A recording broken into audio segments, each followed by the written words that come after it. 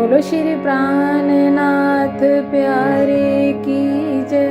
बोलो श्री सतगुरु महाराज की जय।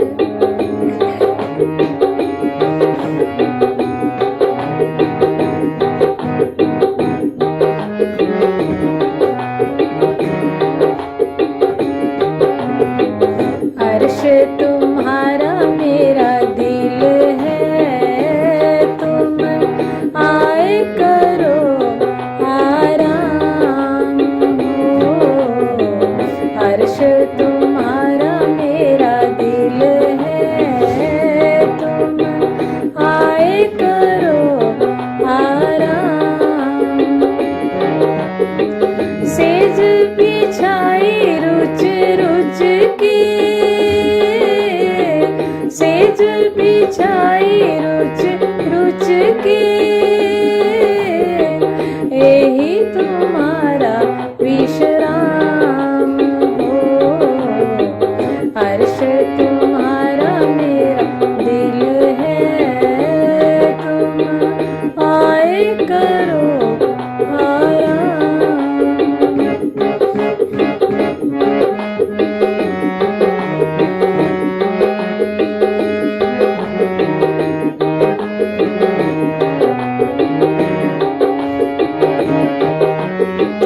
अर्श कया दिल मोमिन, अर्श में सब बिसात हो। अर्श कया दिल मोमिन, अर्श में सब बिसात। निमख न्यारी क्यों होए सके,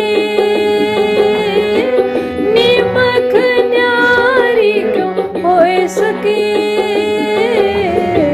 रूनी सुबत हक जात हो। अर्श तुम्हारा मेरा दिल है, तुम आए करो आराम।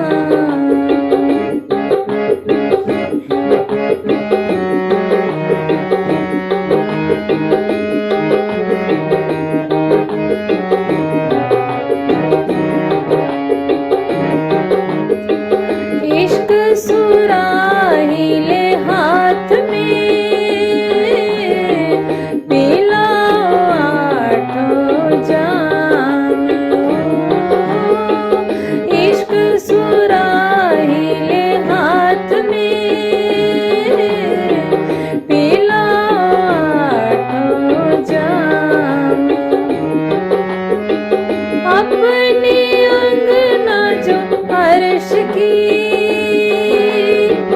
अपने अंगना जो अर्श की, ताए दीजिए अपनों ताम हो। अर्श तुम्हारा मेरा दिल है, तुम आए करो आराम।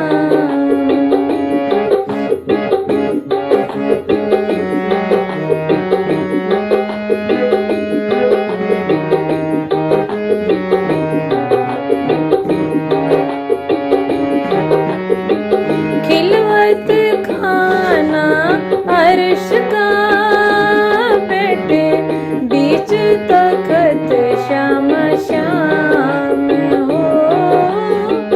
खिलवत खाना अर्श का, बैठे बीच तखत श्याम श्याम। मस्ती दी जो आपनी, मस्ती दी जो आपनी, जो गलित हो या ही ठाम हो। अर्श तुम्हारा मेरा दिल है, तुम आए करो आराम।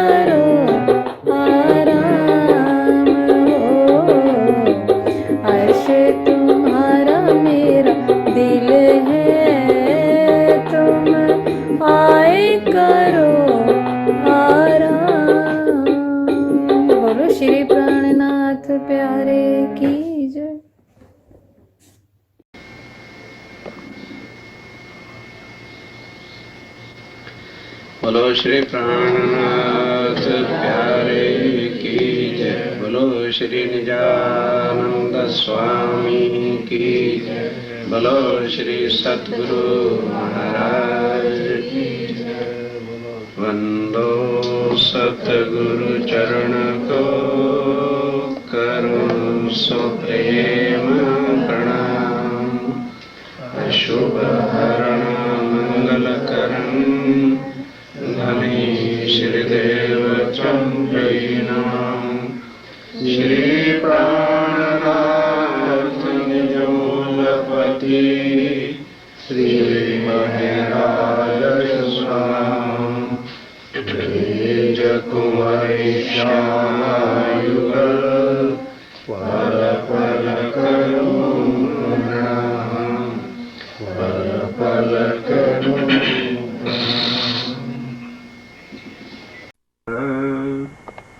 हंसते थे मोहम्मद पर सोई दिन अब आए मिल्या। जो मोहम्मदे कही थी आखिर मोहम्मदे कही थी आखिर। प्राणों की आधारा तुम संबंधी श्री सुंदर साहित्य सागर छठे के अंदर काफिर और मुनाफिक। काफिर वो होते हैं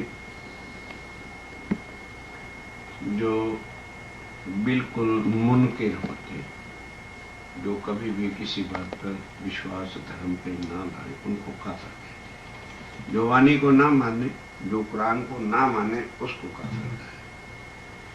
और मुनाफिक कौन होते हैं?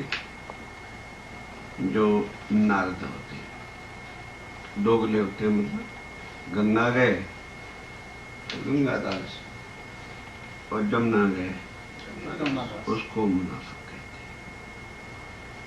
तो वो मोहम्मद साहब पर हंसा करते थे, पत्थर मारा करते थे, क्योंकि अरब के अंदर इतने पैगंबर हुए, किसी ने आज दिन तक ये नहीं कहा कि मैं उस खुदा को इसलिए अल्लाह ताला को मिलके आया। तो जिनको तो विश्वास है, उन्होंने तो विश्वास किया, उनको कहते हैं मोमिन। और काफिर उनको कहते हैं जो बिल्कुल अपोजिट होता है, विश्वास करते हैं। मुनाफिक बीच के बाद की होती है, तो अगले पने मानना, उधर गया उधर क्यों गया, उधर गया उधर क्यों गया। वो हंसते थे। क्यों कहते थे? अल्लाह ताला आएगा, क़यामत के निशान जाहिर होंगे। तो जो मोहम्मद साहब ने निशान कहे थे, वही बात आकर के मोहम्मद साहब के कहे अनुसार अब आखिरत का समय आ गया है। अब यदि हम पहले मोहम्मद साहब को नहीं समझेंगे तो कभी भी स्वामी जी के स्वरूप को समझना हो ही नहीं सकेगा। सारी उम्र कोई लगा रहे। मोहम्मद कोई मुसलमान का नाम नहीं है। जैसे महामती है ऐसे मोहम्मद है। उनके तन का नाम मुस्तफा बेग था। पंडित अब्दुल्ला नो आडिक रोहातो, इन्हें फादर नो नाम पंडित अब्दुल्ला था। और जो उनका शारीरिक नाम बचपन से रखा गया, उसका नाम मुस्तफा बेग था। तो जब अक्षर ब्रह्म के राज्य महाराज ने हुक्म देकर जबराइल को उनकी आत्म को परम धाम बुलाया और सारी बातें की, तब एक पद मिला उनको, टाइटल मिला, जिसको मोहम्मद कहते हैं। जैसे स्वामी महामती इंद्रावती जी भी कहते हैं, पूरी पहचान भई पीयूषों धर्यो महामती नाम धर्यो, कि मेरा नाम राज्य ने रखा, तू महामती। पूरी पहचान भई पियोसों धर्यो महामती नाम, अब मैं हुई जाहिर देखा वतन श्री धाम। तो ये टाइटल जो मोहम्मद वाला है, ये स्वामी जी ने, राज जी ने खुद अपना रखा है। चीनो मेरी तीन सूरत, तीन मोहम्मद हैं, एक बशरी मोहम्मद, एक मलकी मोहम्मद और एक हक्की। अर्थात बशरी, मलकी और हक्की। बशरी से क्या मुराद है कि मानव को जो अरब में रहते थे, जिनको परमात्मा नाम की चीज का कुछ पता नहीं था। कभी आप मोहम्मद साहब की लाइफ हिस्ट्री को पढ़ो तो जिस वक्त मोहम्मद साहब वहां हुए, वहां पर इतनी रूअर कल्चर थी अरब की, आज भी है। वहां खाने को कुछ नहीं मिलता, आज भी नहीं मिलता। सब खाने के लिए बाहर से आज भी जाता है। तो आज से 1400 साल पहले क्या वर्स्ट हालत होगी। वही पेट्रोल निकलता था उनके यहाँ, तेल पहले से निकलता है, पीने को पानी भी नहीं था, इसलिए वो नहाते नहीं थे। फिर खाने को कुछ नहीं था। कभी यदि खजूर को फल हो गया, खजूर होती है ना, क्या बोलते हैं खजूर, हाँ, ये अरब के अंदर रेती में ही होती है। कभी लग गया फल तो खा लिया, नहीं तो क्या करते थे कि ये जंगल के जानवर है, बिलोड़ी इत्यादि, कुतरा, आ सब जो भी सामने आया ये खा गए। ये कोई वो बड़ी बात नहीं है। अपने भी यदि हम उठा करके देखें तो ऋषि मुनियों ने भी कई बार जानवरों के खा के अपना जो है, अब अहिंसा की पुकार बुद्ध की, अहिंसा परमो धर्मा करते रहे और अंत में जीव का पालन करने के लिए उनको मांस खाना पड़ा। तो उस तरह से अब वहां कुछ था ही नहीं तो खाते थे। और शुद्ध इतनी नहीं थी क्योंकि पशुओं को खाते थे कि भाई मानवता क्या वस्तु है। जिस दिन नहीं कुछ मिला तो अपने ही बच्चे को टांग से पकड़ा, फाड़ डाला और खा गए। ये उनकी लाइफ हिस्ट्री में कुरान में लिखा हुआ है। अब ऐसे लोगों को परमधाम का क्या ज्ञान सुनाएगा? तो पहले उनको मानवता का जो ज्ञान दिया, डंडे के जोर से भी दिया। मानवता एटले बशरी, बशर किसको कहते हैं? इंसान को मानवता का ज्ञान दिया।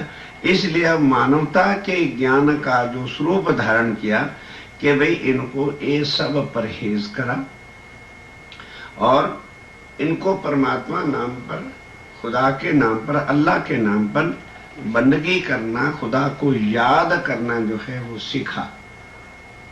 तब उनका हुजूर क्या सिखाऊं? क्योंकि इनको रोजे दिखा, नमाज पढ़ना सिखा, तो उसको इतना डर दिखा दे मेरा कि किसी के नाम से तो नहीं डरेंगे, खुदा के नाम से इनको डर आएगा। तो उनका हुजूर क्या करूं कि 6 महीने के रोजे रखवा और दिन में 50 बार नमाज पढ़नी सिखा। मोहम्मद साहब ने कहा, मेरे अल्लाह ताला आप अर्श के मालिक हैं, पर ये जो कुछ आपने किया है कि 6 महीने को रोजे रखेगा, दिस इज इम्पॉसिबल, हो नहीं सकेगा। मुझे तो जो हुक्म करो मैं चला जाता हूं, धरती पे जाके करूंगा, पर ये होने वाला नहीं है। दिन में 50 बार तो सारा दिन लोटा उठा के नमाज ही क्या पढ़ते रह जाएंगे, ये होने वाला नहीं। तो उन्होंने कहा अच्छा, तो फिर दिन में 12 बार नमाज और 3 महीने के रोजे रखो। उसको भी मना कर दिया कि अल्लाह ताला ये जो है ये भी नहीं हो पाएगा। तो उन्होंने कहा फिर जब तूने गुस्ताखी ही करनी है, हमारी हर बात को काट रही है, तो जा फिर जो तेरी मर्जी कर सो कर, तेरे पर अख्तियार देता हूं, तू करो। उन्होंने कहा जी ऐसी बात नहीं है, मैं 1 महीने का रोजे रखवाऊंगा साल में, और दिन में 5 वक्त की नमाज जैसे भी होगा तो मैं करूंगा। तब आके उनको खुदा का डर बताया कि ए दुनिया वालों, मैं मुसलमानों खुदा से मिल के आया हूं और खुदा आने वाला है। तुमको मेरे पर विश्वास नहीं है तो मैं सौं खा के कहता हूं, मतलब कुरान में लिखा है। मोहम्मद साहब ने उनको यकीन दिलाने के लिए बोला कि मैं कसम खा के, सौगंध खा के, सौं खा के कहता हूं, और ये तो मैं तुम्हें बता रहा हूं, ये सारा क़यामत में मार्फत सागर में आएगा। सौं खा के कहता हूं कि अल्लाह ताला आएगा, तो जब वो आएगा तो ये निशान। तो उन्होंने पूछा कि जब अल्लाह ताला आएगा तो हमें कैसे पता चलेगा? तो उन्होंने कहा मैंने जो लिखा है इसको पढ़ लेना। कहने के हम अनपढ़ हैं लोग, क्या पढ़ेंगे? तो कुछ वैसे ही ऐसे मोटे मोटे निशान बताओ। तब उन्होंने ये 7 निशान क़यामत के जो थे ये लिखे। अब स्वामी जी कहते हैं सारे पढ़ते तो थे, सारे पढ़ते थे, लेकिन जाहिर तो कोई नहीं कर सका। तो ये खिताब दिया था कि जो इसको आके अर्थ खोलेगा वही आखिरुल ज़मान नाम मेहंदी होगा और वही अल्लाह ताला होगा। ये पीछे छुपियों में निकल गया। वो आके स्वामी जी ने खोला और सब कुछ किया। लेकिन इससे पहले जब उन्होंने कहा कि मैं अल्लाह ताला से मिल के आया हूं और वो आएगा, तो कई लोग उनको पत्थर मारते थे। कुछ बहुत थोड़े लोग थे जो उनकी वाणी पर यकीन करते थे। तो पहले शुरू में तो क्या हुआ कि वो जब कहे तो उधर राज किसका था? अबू जहल का। अबू जहल उसके अंकल का नाम था, वो बादशाह था। और बादशाह लोग पहले अहंकारी होते ही थे कि जो हम कहें वही ठीक होगा। तो अब वो जैसे रावण अपने को ही परमात्मा मानता था, बाकी ब्रह्मा विष्णु महेश को तो उसने पाए में बांधा हुआ था रावण ने, तो कौन उसके सामने किसी भगवान का नाम ले या कुछ करे। इसी तरह से अबू जहल कहता था मेरे सिवाय को अल्लाह है ही नहीं। तो अब जो लोग मोहम्मद साहब की चर्चा सुनने आवे और कुछ यकीन रखें भी, तो जब उधर जाए तो तलवार का डर दिखाए तो लोग डर के मारे उधर हो जाए, कोई भी मोहम्मद साहब की बात पर यकीन ना लाए।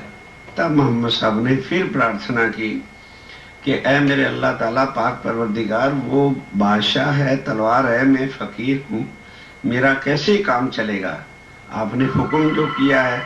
तब उन्होंने कहा कि देखो ऐसा करो, जो सजा इब्राहिम को दी गई थी ना, जो उधर चले जाए या तेरे पास जो आवे तो तू उनकी निशानी रख, तो पता लग जाएगा भाई ये तेरे आदमी हैं कि उधर हैं। तो ये जो करते ना सुन्नत पुन्नत और ये दाढ़ी इतनी रखना करना, ये एक पैगंबर इब्राहिम हुए हैं, उनको ये सजा मिली थी।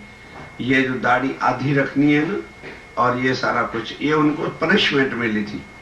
वो तो निशान रख तो पता लग जाएगा कि भाई ये उधर है, तो वो लोग भी जान जाएंगे कि भाई ये मोहम्मद के आदमी हैं, इसलिए जो है इनको बाहर निकालो। अब वो समय आया, उसके बाद ये खुदा का फिर डर दिखा के कि ऐ भाई मुसलमानों, अगर तुम नमाज नहीं पढ़ोगे 5 बार डेली और महीने का नमाज रोजा नहीं रखोगे तो अल्लाह ताला जब आएगा तो तुम्हें दोज़ख की भट्टी में डालेगा, फिर तुम्हारी खलड़ी उतार लेगा, फिर तुमको जो है भट्टी में डालेगा, फिर तुम्हें जो है खलड़ी उतारेगा, लाख बार तुम्हारी ऐसी हालत होगी यदि तुम नमाज नहीं पढ़ो।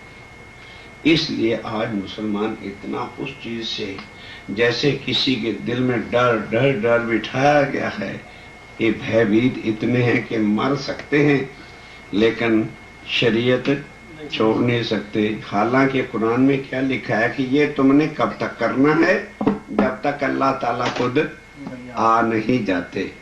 अब जब वो आ जाएं तो ये शरीयत की नमाज और तरीकत किसको कहते हैं? निराकार वैकुंठ को। इसको छोड़कर हकीकत और मार्फत की नमाज फिर तब पढ़ना जब अल्लाह ताला आ जाएंगे। अब ध्यान के साथ बसरी, मलकी और हक्की कही मोहम्मद तीन सूरत, करें सिफायत आखिर खासल खास उम्मत। बसरी मलकी हक्की मोहम्मद साहब की 3 सूरतें जो कुरान में कही थी, अब श्री प्राणनाथ जी के अंदर आ गई है। अब सीधा साधा तो अर्थ यहां लिखते, अब अगर विस्तार से करने लगते तो कितने बड़े वाल्यूम हो जाते। अब सूरत का मतलब क्या कि मोहम्मद साहब के अंदर कौन सी शक्ति थी? आत्म अक्षर जोश धनी। अब वो शक्ति किसके अंदर आ गई? स्वामी जी के अंदर। जब 5 शक्तियां आके विराजमान हो गई तो जोश किसको कहा है? जागृत बुद्ध की फरिश्ता जब्राइल को। वो शक्ति विराज स्वामी जी के अंदर है और अक्षर की आत्म भी उनके अंदर है। अब मलकी में एक्स्ट्रा चीज क्या थी? आत्म दुल्हन श्यामा जी। देवचंद जी के अंदर श्यामा जी की आत्म थी, तन छोड़ने के बाद वो भी आ गई। जो 5 शक्तियां हैं उसमें बसरी भी आ गई, मलकी भी आ गई, हक्की एटले खुद पूर्ण ब्रह्मक्षातीत भी आके अंदर विराजमान हो गए। वो 5 शक्तियां क्या होती हैं? श्री धनी जी का जोश, आत्म दुल्हन, हुक्म, बुद्ध, नूर, मूल वतन, ये 5 मिल भई श्री। ये 5 शक्तियां मोहम्मद साहब के अंदर नहीं थी, 2 ही थी। देवचंद जी के अंदर 3 थी। अब वो सब की सब शक्तियां उठ करके स्वामी जी के अंदर इंद्रावती के तन में आकर के बैठ गई। तो 5 शक्तियों के स्वरूप को महामती खुद खुदा की शक्तियां का रूप स्वामी जी को मिला। बसरी मलकी और हकी कही मोहम्मद 3 सूरत, करें सिफायत आखिर खासल खास उम्मत। अब श्री प्राणनाथ जी के अंदर आ गए हैं। अब ब्रह्म सृष्टि दुनिया को कायम करने की सिफारिश करेंगे। वक्त आखिरत को जब स्वामी जी का तन योग माया के अंदर नया धारण वो करेंगे, हमारे जीव वहां पर बैठेंगे, तो पहले स्वामी जी मोमनों से पूछेंगे, पहले तो मोमनों तुम बताओ इस दुनिया में तुम्हें सताया किस किस ने था? सबसे पहले जब इंसाफ के तख्त पर आज जिमराई बैठेंगे तो उस समय हमारे जीवों से, जो हमारे तन वहां पर होंगे, उनसे पूछा जाएगा कि बताओ इनका अभी करते हैं खोपड़ा सीधा, बताओ किस किस ने सताया था? तो मोमिन मेहरबान कहते हैं ना, हमें तो किसी ने नहीं सताया, तो बहुत अच्छे थे, हमारे से बहुत प्यार करते थे, बहुत लाड करते थे, इनको 8 रिश्तों में, इसको मोमिन कहते। भले किसी ने दुखी किया होगा, अगर हमने उफ कर दिया, हमने भी वैसे ही कर दिया, तो फिर मोमिन और जीवों में अंतर क्या है? मोमिन उल्टा उनकी सिफारिश करेंगे कि नहीं, इन्होंने हमें बड़ा खुश किया था, हमें बड़ा राजी रखते थे, हमारे साथ बहुत अच्छा व्यवहार करते थे, इसलिए जो है स्वामी जी ने बख्श दो में सिफायत करना, मतलब सिफारिश लगाना। मोमिन उनकी सिफारिश लगाएंगे। क़यामत के सारे निशानों का विवरण खुलासा ग्रंथ में हो चुका है और माफर सागर में भी दोबारा किया गया है, कृपया वहां देखें। इन्होंने लिखा कि खुलासे में 7 निशान का ब्यौरा, वो 7 निशान क्या है वो लिखे गए हैं और मार्फत सागर में भी कहा है, इसलिए जो जिसको समझ ना हो वहां देखें। कर्म कांड और शरीयत किन किन लई तरीकत, दुनिया 14 तबक में किन खोली ना हकीकत। ये है सारी बातें। तरीकत, शरीयत क्या है, तरीकत क्या है, हकीकत क्या है, और मार्फत का तो दुनिया में मतलब नहीं, दुनिया जानती ही नहीं मार्फत क्या चीज है। 14 तबक की दुनिया में सभी कर्मकांड और शरीयत के रास्ते पर चलते थे। उनमें किसी किसी ने उपासना अर्थात तरीकत का ज्ञान पाया, परंतु हकीकत के भेद किसी ने नहीं खोले। अब इसको सुन लो।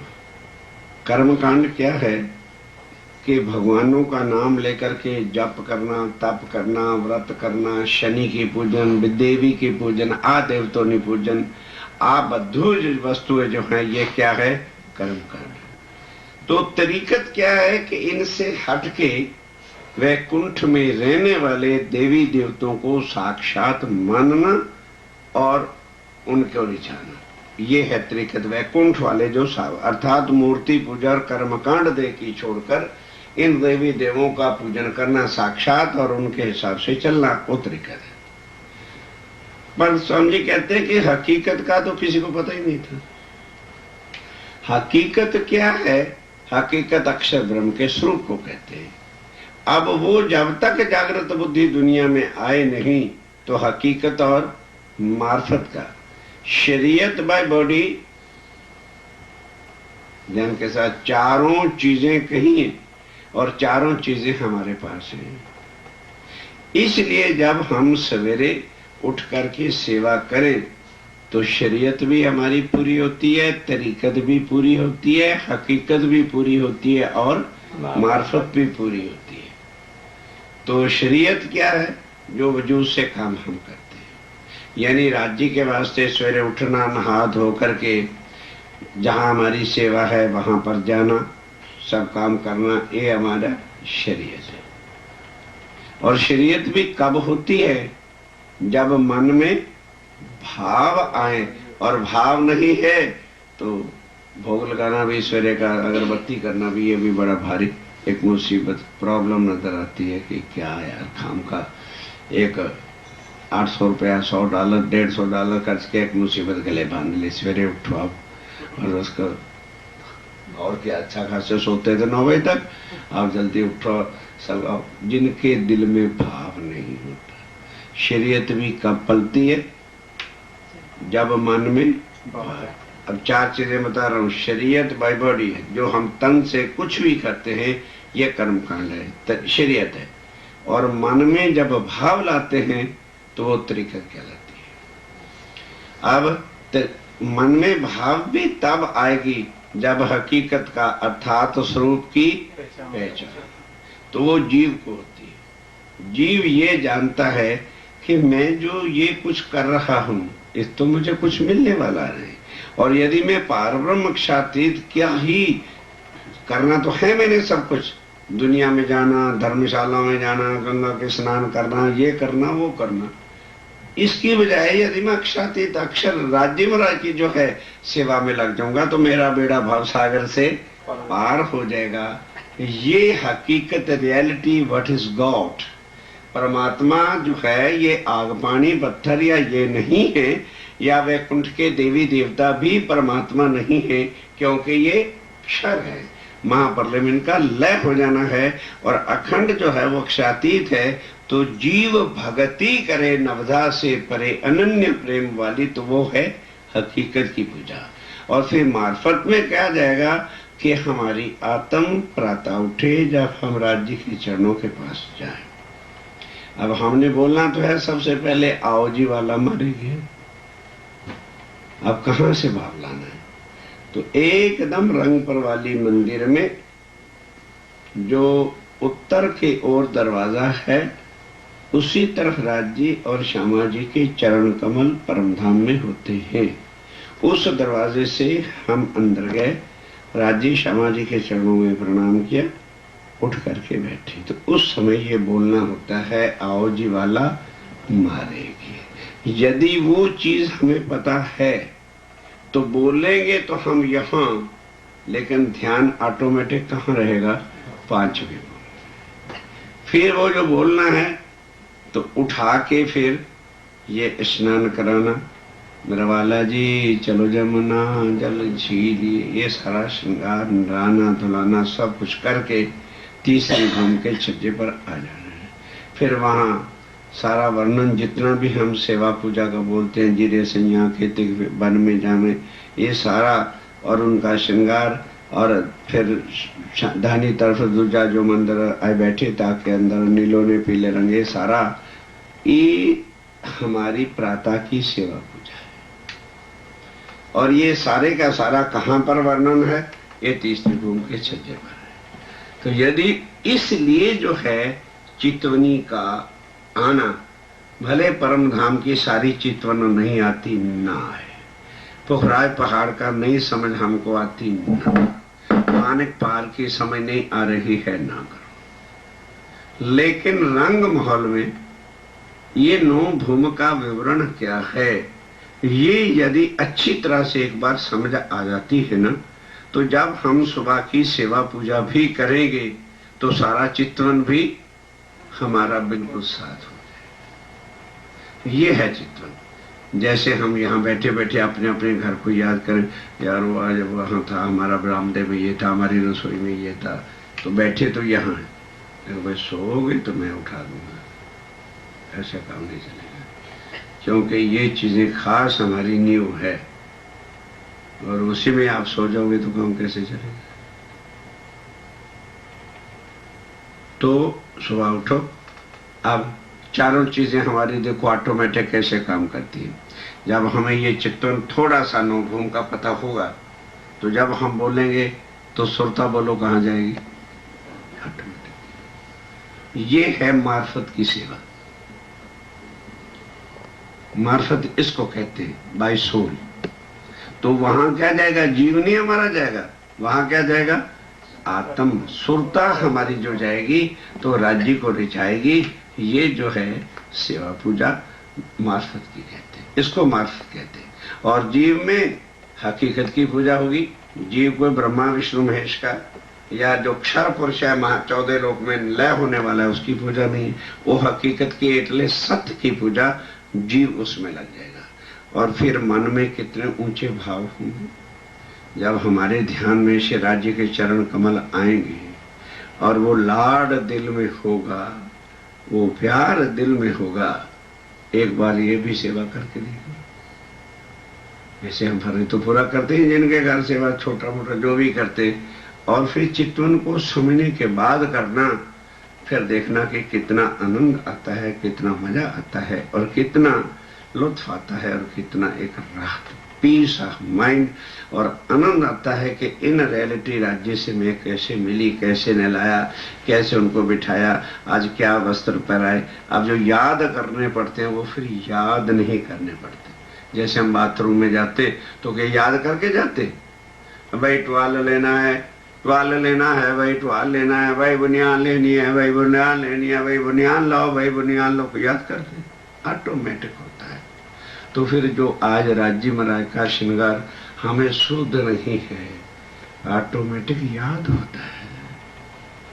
अब छोटी सी बात है, बड़े बड़े मोमेंट बैठे हैं यहाँ पे, बताओ जरा, रामपुर वाली मंदिर में राज्य महाराज को स्नान कहाँ करवाना है?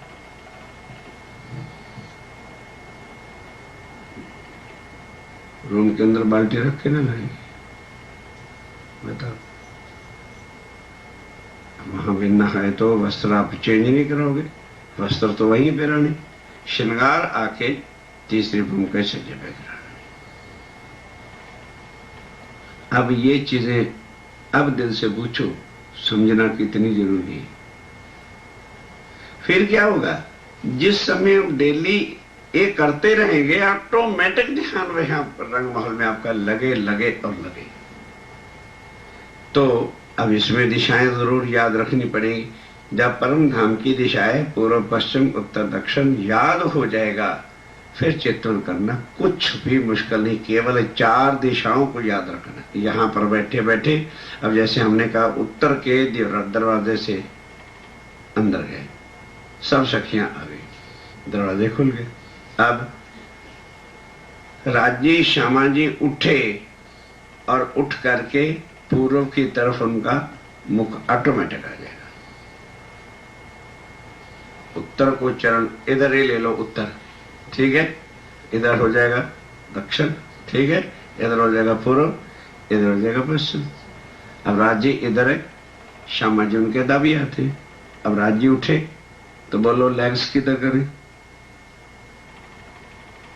भाई पक्षन को तो श्यामा जी सो रहे, अभी दिशाएं नहीं याद कर रहे हो तो कैसे चित्र, यही बोलो कैसे लगेगा। राज्य महाराज लेटे हुए, इधर मेरी तरफ जो है समझो उनके चरण कमल है और उत्तर की दिशा है, तो उत्तर के अपोजिट में ही तो दक्षिण होता है। और उनके दाबी हाथ क्या, जमना हाथ क्या आएगा? पूर्व आ जाएगा। और लेफ्ट साइड में क्या आएगा? पश्चिम आएगा। और लेफ्ट साइड में श्यामा जी रहते हैं। अब राज्य उठे तो बोलो चरण कमल किधर जाएंगे? पूर्व। उत्तर तो बिल्कुल सामने ही है, उत्तर में चरण कमल करके सो रहे हैं। अब हमने जाके चरणों में प्रणाम किया, उठ के बैठ गए। अब उठ के जब बैठेंगे तो चरण किधर रखेंगे? दक्षिण में ले जा नहीं सकते, सिर की तरफ थोड़ा करेंगे। लेफ्ट को ले जा नहीं सकते क्योंकि श्यामा जी हैं, तो बट नहीं चल पूर्व की तरफ उनके चरण कमल आ गए। अब पूर्व में आ गए तो राज्य किस तरफ हो गए? दक्षिण की दिशा में। और श्यामा जी उनके उत्तर की लेफ्ट साइड हो गई। क्या करें भाई? जब उठ के बैठेंगे तो राज्य के बाएं हाथ, श्यामा जी ने तो लेफ्ट साइड में रहना है, तो कौन सी साइड हो गई? उत्तर में अब श्यामा जी आ गए। और दक्षिण में कौन हो गए? श्यामा जी के दक्षिण में राज्य महाराज बैठे। अब राज्य को लेकर के उसी रूम के जो दक्षिण वाला दरवाजा है, वो दीवार इतनी मोटी है कि वो बंद है। वो बंद दरवाजे में एक जगह नहीं होती है, ये तो खैर लकड़ी की है ना, दरवाजा बंद करे तो अगर मोटी दीवार हो तो जगह नहीं होगी। वो इतना मोटा, जिन्होंने पन्ना जी जाके दर्शन किया देखा कितनी कितनी मोटी दीवार है। वो दीवार के अंदर बाथरूम है। नहीं समझ पड़ी? ये दरवाजा बंद है, इसको जो है 3 फुट की मोटी दीवार बनाओ, आज जगह बचे कि नहीं बचेगी? हैं? आज दीवार यहाँ आ जाए तो जगह बचेगी। इसके अंदर दरवाजा है, बाथरूम है। नहीं समझ आया भाई? भाई ये दरवाजा तो बंद है, ठीक है, तो ये दीवार अगर 4 फुट मोटी हो गई तो 3 फुट 4 फुट जगह बचेगी कि नहीं बचेगी? तो इसमें जो है वो बाथरूम है। इसी तरह से उस दरवाजे में, उत्तर के दरवाजे से आए कि नहीं, उसके खांचे में किसका है? वो श्यामा जी उस तरफ जाते हैं। वहां अंदर जाके हमने उनको स्नान कराना। किसी को हम नहीं ले जाते, अकेली में जाती हूँ। वहां वस्त्र पहनाने, नहलाना है, फिर वस्त्र पहना के आ गए तो ऑटोमेटिक जो पलंग था वो छत के साथ चला गया और वहां सिंहासन है वो नीचे आ गया। घराड़ी लगी हुई है, वो चलता है तो वो नीचे आ जाता, वो चलता है तो वो नीचे आ जाता। पलंग की जरूरत है नहीं, वो छत में क्यों? तो कौन उठाएगा? वहां बेडिंग कहाँ रखेंगे? फिर उठा वो चौका त्यों बेड रह जाए, ऊपर चला गया और सिंहासन नीचे आ गया। अब उस पर राज्य और श्यामा जी आके विराजमान हुए।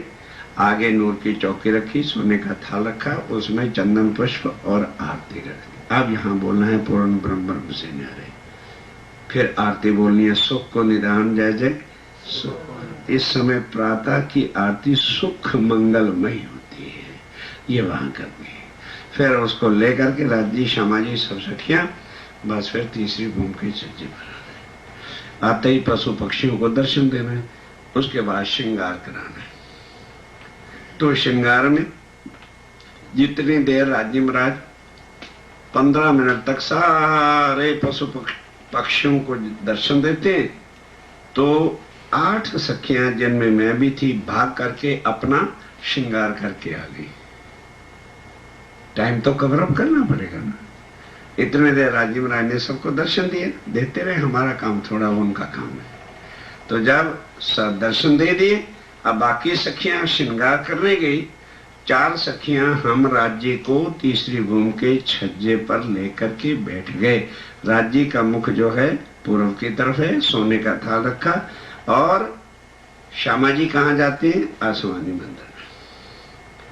4 सखियां उधर चली जाती है। अब राज्य को यहाँ श्रृंगार कराइए और फिर श्यामा जी को श्रृंगार कराइए। फिर श्यामा जी जितनी देर तक श्रृंगार करती हैं इतनी देर तक सब परम धाम की सखियां भी श्रृंगार करके आ जाती हैं। अर्श मिलावा ले चली अपने संग सुभान, किया चाहा दिल का आगू आए लिए मेहरबान। अर्श मिलावा अर्थात श्यामा महारानी अपनी सब आत्माओं को, सब सखियों को लेकर यहाँ कहाँ इकट्ठी होती है? 28 स्तंभ के चौक में। अब श्यामा जी आगे बढ़ी, आगू आए लिए मेहरबान। राजी जहां खड़े हैं वो कमर भर ऊंचा चबूतरा है, वो 3 पंक्तियां हैं। एक पंक्ति श्यामा जी चढ़ी और एक पंक्ति राजी नीचे आए। बीच वाली सीढ़ी पर भेंट होती है। मैं सोने का थाल लेके खड़ी थी, उसमें माला था और रोली थी, संदूर था। श्यामा महारानी जी ने माला पहराई, चंदन लगाया। तब राजी ने माला उठा के जैसे श्यामा जी को पहराई, सब सखियों को माला पहराई, उठा करके संदूर भरा। हम सब की जो है संदूर भर गई। फिर आगे ले जाके चौकियों पर बैठ गए।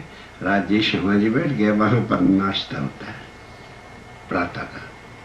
फिर उसके बाद जीरे सैया केतिक वन में जाती है और नवरंग बाई नीले पीले मंदिर के सामने आकर अपना, इस समय गीत नहीं होता, केवल ट्यून्स सॉन्ग होता है, ट्यून बजती है। अब जैसे ये शुरू हुआ, अब सब सखियां का कोई किधर लगे ना ध्यान में। इस समय राजी श्यामा जी छज्जे को पीठ देकर के बैठे, जैसे हमने बैठे इसको पीठ देके बैठे। तो इतने में अक्षर ब्रह्म चांदनी चौक में 7:30 बजे करेक्ट आता है। अब इधर नवरंग बाई की नृत्य शुरू हुई।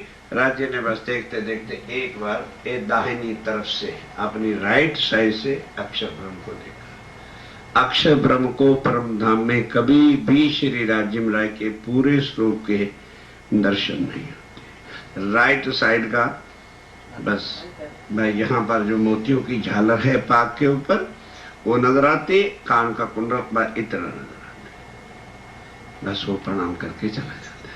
अब निरत होती है, सखियां बनों में चली जाती है।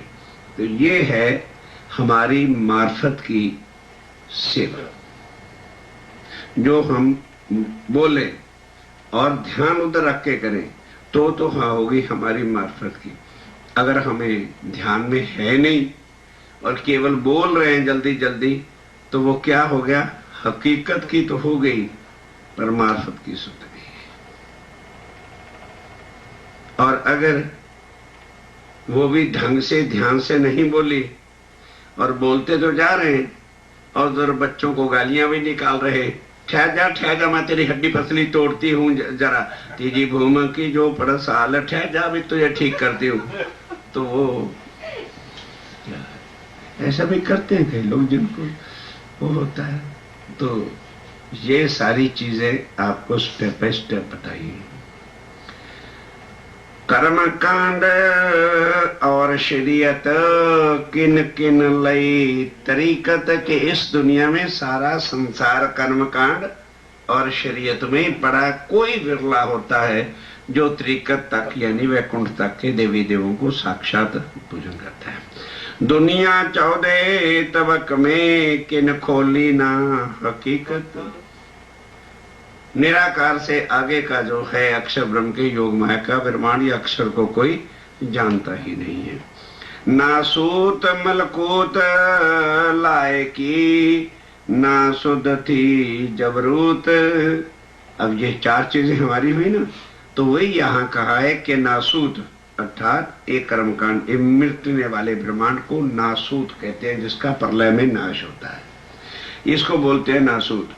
और मलकूत किसको कहा है? वैकुंठ को। जबरूत की तो यानी अखंड जो नित्य वृंदावन का लोक है, उसकी तो शुद्ध आज दिन तक किसी को है ही नहीं, उसको जबरूत कहते हैं। और उसके बाद लाहूत किसको कहा है? परम धाम को, और हाहूत मूल मिलावा को। अक्षर ब्रह्म में कहाँ घुस गया? हाँ ना, अक्षरधाम से हमारा कुछ मतलब नहीं है। अक्षरधाम में तो परम धाम के अंदर लाहूत में आ गए ना। हाहूत जो है वो मूल मिलावे को जो है कहा है। नाम पढ़े जानत है कहें बक्का लाहूत। अब स्वामी जी क्या कहते हैं कि ये जो काजी लोग हैं ना, इनको नाम का जरूर पता है। ये जो काजी हैं, मुल्ला हैं, इनको नाम का तो पता है और परम नाम को लाहूत कहते भी हैं, पर वो लाहूत है कहाँ ये सुध नहीं। जैसे क्या कहते हैं कि अल्लाह ताला चौथे आसमान अर्श अज़ीम में लाहूत पे रहता है। किसी काजी से आप बात करोगे ये वर्णन करेगा, पढ़े हैं, काजी हैं, मुल्ला हैं, तो लेकिन ये पता नहीं कि लाहूत है कहाँ, वो चौथा आसमान है कौन सा। तो अब चौथे आसमान को क्या लेना है? पहला आसमान तो ये है, दूसरा वैकुंठ का, तीसरा योगमाया का, और चौथा परम धाम 25 पक्ष का। ये चौथा आसमान में अल्लाह ताला रहते हैं। नासूत मलकूत लाए की, अर्थात ये ला है। ला क्या है? नासूत और मलकूत। वैकुंठ को मलकूत का है, ये ला है, फना है 14 लोक के अंदर, 5 तत्व 3 गुण में ला हो जाना है। और ना सुध थी जबरूत किसी को, खंड अक्षरधाम की या योगमाया की सुधी नहीं थी। नाम पढ़े जानत है कि पढ़े मुल्ला काजी, नासूत मलकूत जबरूत, ये नाम तो जानते हैं पर है कहाँ पर इसकी सुध नहीं है। कहें बक्का लाहूत, परम धाम को लाहूत करके कहते भी हैं। ए सुध ना पाई किन्ने, क्यों है कहाँ ठौर विद किन्ने।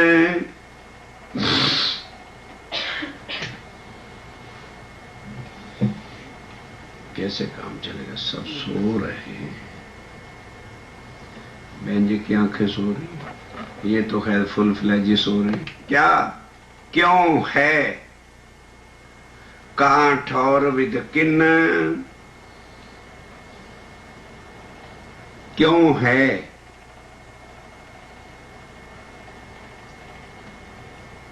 किसको कहा है? परम धाम है को नहीं कही और नाही को कहे है। नाही क्या है? जो नाशवान है दिख रहा है लेकिन है कुछ नहीं। और क्यों है कि अर्थात परम धाम किस तरह से है, ये किसी भी काजी मुल्ला को सुध नहीं। क्यों है कहाँ ठौर विद किन्न, एक ही चरण में देखो क्या कह दिया कि परम धाम जो है अखंड है वो कहाँ है और किस तरह से है, और वहां की विद क्या है, किस तरह से अर्श अजीम में श्री राज्य महाराज अल्लाह ताला 24 घंटे उनकी अर्थात लीलाएं क्या है, ये दुनिया में किसी को भी सुध है नहीं। जब परम धाम का ही पता नहीं, राज्य के स्वरूप की ही पहचान नहीं, तो उनकी लीला को कौन बता सकता है। खोज खोज 14 तबक का, दिल हुआ ना किन रोशन में, के 14 तबके लोगों ने, देवी देवताओं ने, तीर्थंकरों ने खोज खोज पची, मिला ही नहीं, किसी का दिल रोशन नहीं हुआ। क्या मतलब? किसी का भी इस बारे में संशय मिटे नहीं, कोई भी इस चीज के लिए डेफिनेट नहीं हुआ एक मोहम्मद साहब के बिना कि किसी ने परम धाम को देखा हो या राज्य को देखा हो या उनके अरशद की बातों को सुना हो। सो इल्म खुदाई लदुन्नी पहुंचा 14 तबक, सो इल्म खुदाई क्या मतलब? पहुंचा, कैसे पहुंच गया, कौन लाया, कैसे आया? पहुंचा लिखे ना, तो राजे ने ऊपर से गिरा दिया। हाँ, कैसे आया? पहुंचाओ, कैसे पहुंचाओगे?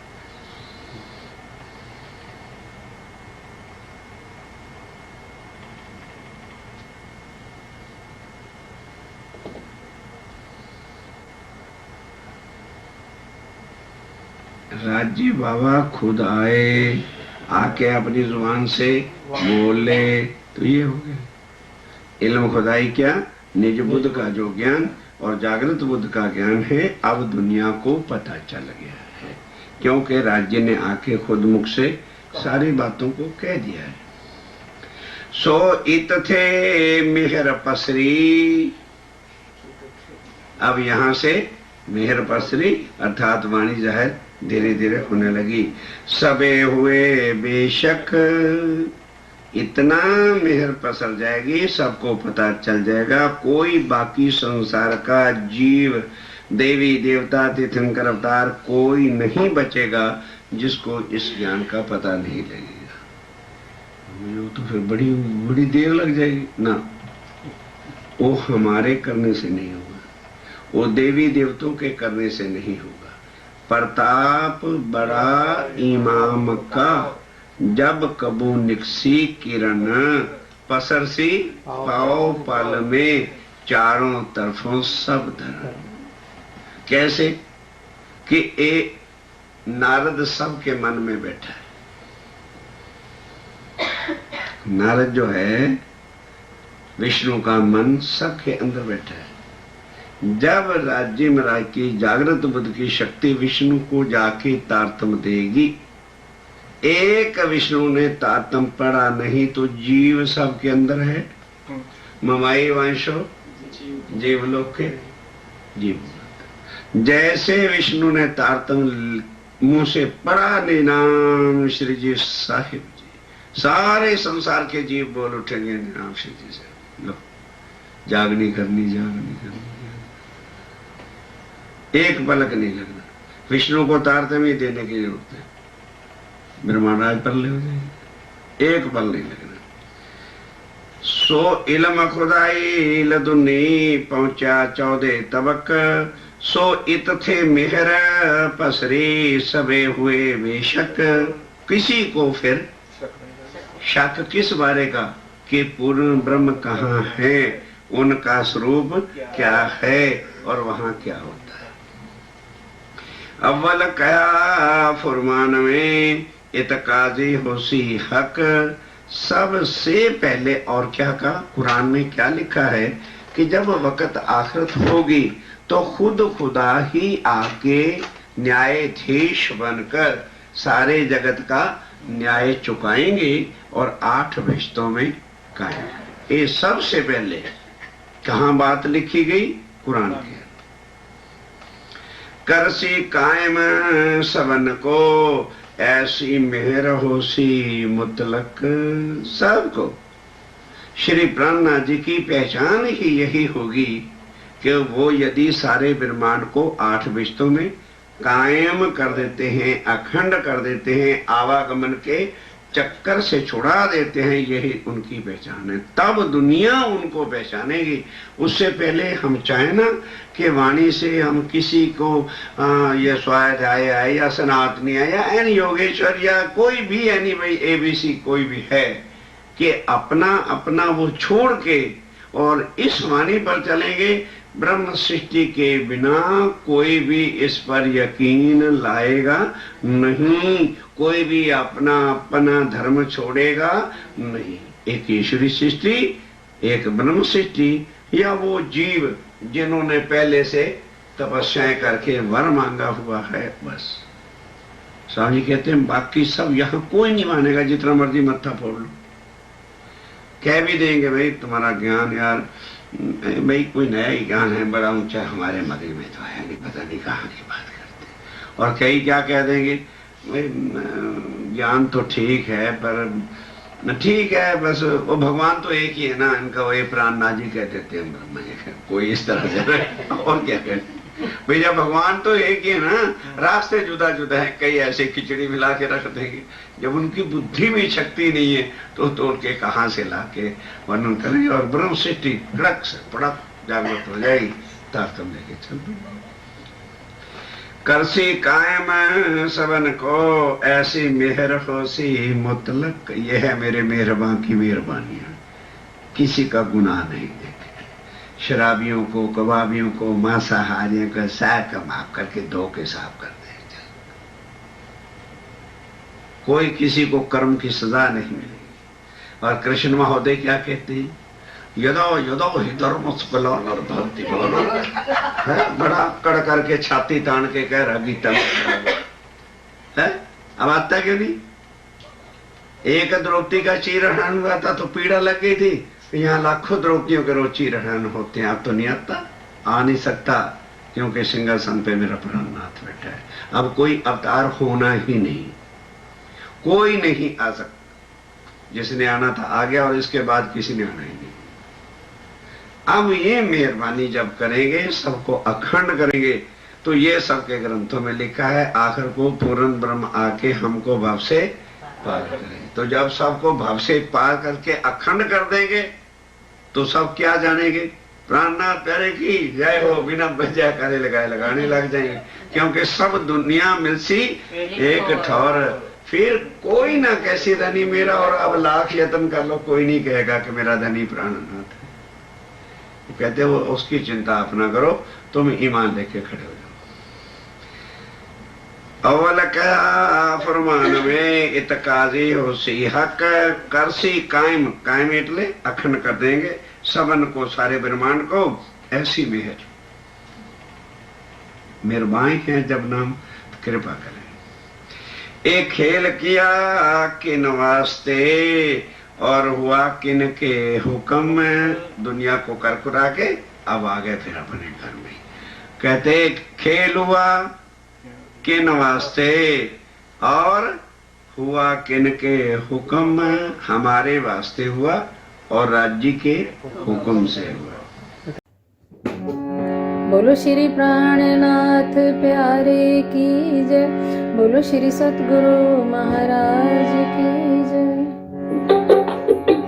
तुम हो तैसी कीजियो मैं अर्ज करूं मेरे पीव जी, हम जैसी तुम जिन करो मेरा तलब तलब जाए जीव जी।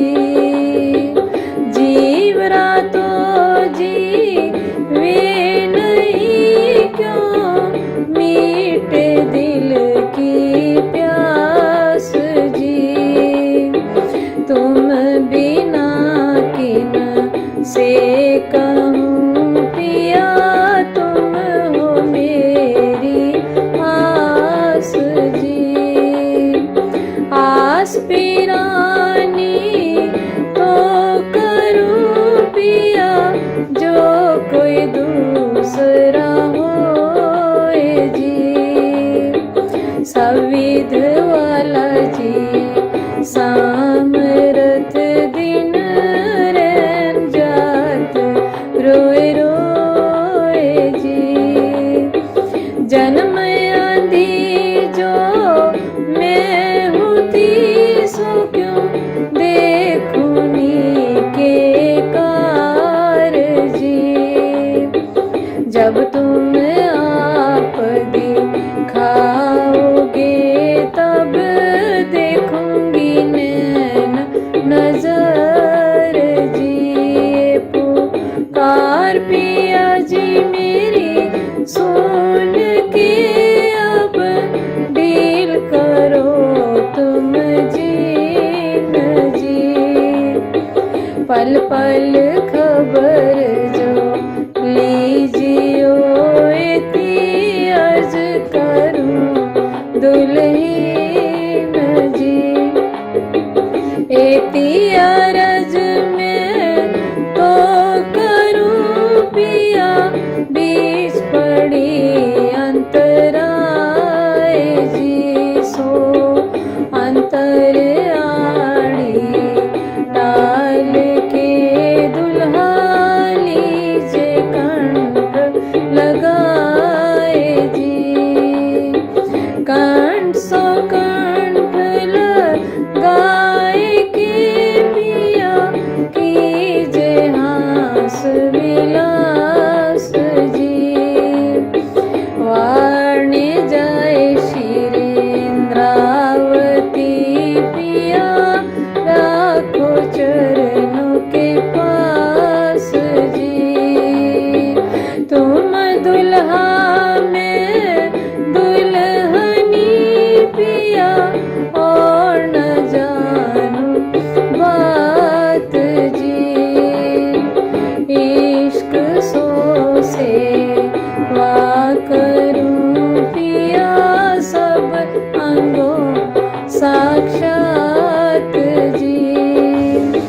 सदा सुखदाता धाम धनी